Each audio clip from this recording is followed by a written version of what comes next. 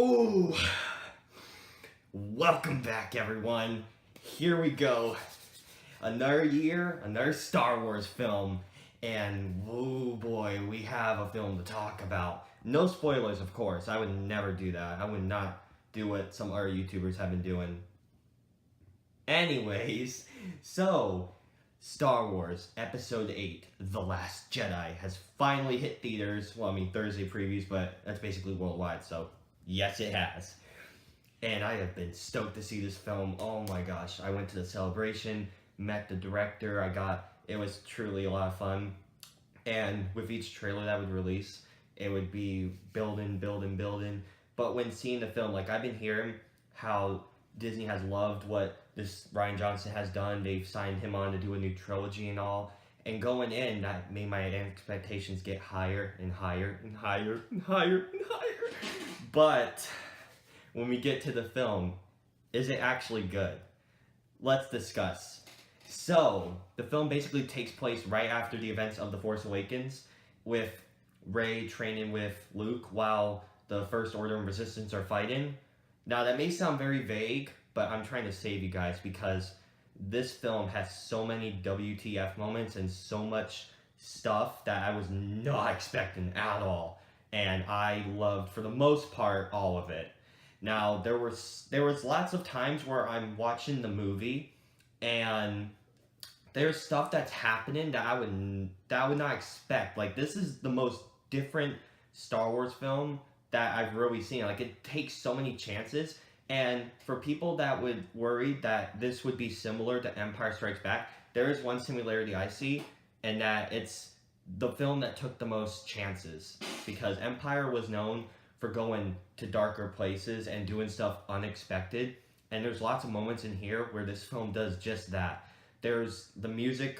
Let me just say, John Williams does it once again. I liked the music actually in this film much better than Force Awakens, because Force Awakens had that nostalgic kind of feel. There wasn't nothing new to it, but this added a lot more better music to it. So music top notch.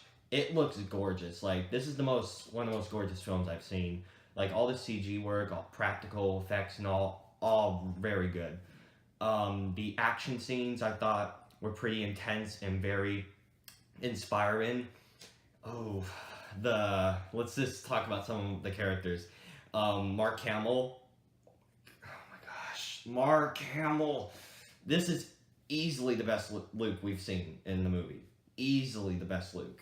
And he is given so much to do here, and I was really intrigued by everything that I've seen. Like, there is so much stuff that I was not expecting that just does. Like, this director does such a great job, Ryan Johnson. I cannot sing my praises enough because he does so much with the characters we already know and does it in different directions and takes the whole story in different directions that you or me or anyone would really expected.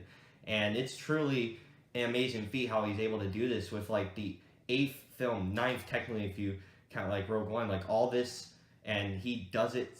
It makes it fresh. It makes it new. There's so many more possibilities. It's truly amazing. Before I get into negatives, let me say a few more positives. Daisy Ridley again was terrific. Adam Driver really shines. Oscar Isaac is given much more to do than he was in Force Awakens, and I'm thrilled. And Carrie Fisher, man, what a great send-off for this character. Carrie Fisher does a terrific job as Leia, and I gotta say okay, not saying anything. So, let's get into some problems I had with the film. Now, there was lots of anticipation building up after some stuff left, loose ends that were left from Force Awakens, and how it answers most of those I thought was very underwhelming. I won't say what exactly, but when you see the film, you can understand what I'm saying. Ooh, and there's some other characters that I forgot to mention besides, for the villains. Let's talk about them. Phasma. That's all I'll say about her. Okay, now, one I was really interested in was Snoke. And he is in the film for a pretty okay amount. I won't say anything else except underwhelming. But he does have some stellar scenes, though. I will say that. Okay, and what was his name? General Hux. He was so like they used because he's so over top and goofy like in the first one, so they just overuse him for so many slapstick goofy scenes. It was pretty funny. Like every time he was on screen doing his thing, I just couldn't help but chuckle. It was hilarious. Let's talk. Like I've heard a lot of reviews talk about when like Finn and Rose they have a little side plot mission that they go off on, and I mean I heard that that a lot of people weren't really digging that kind of side plot.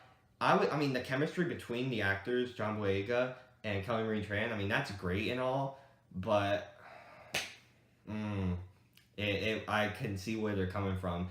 It wasn't, like, horrible, but it really was like, let's move on, shall we?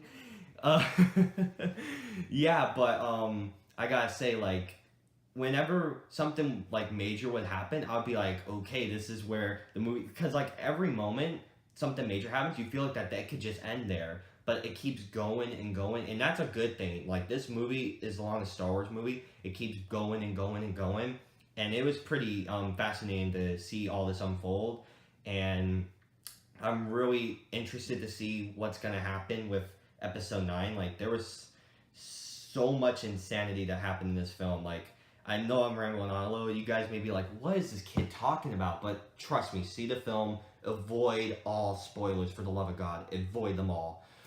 So, and also, Benicio del Toro's character.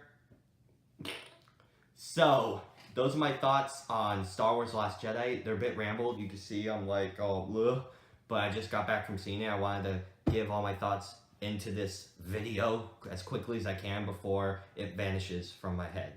So those are all my thoughts on the film. I would give it, I've been thinking about this like on the car ride home and all, and I'm waiting, so there were lots of parts where I'm like, I don't really like the vision, but there's parts that I just love the vision, like I kept going back and forth.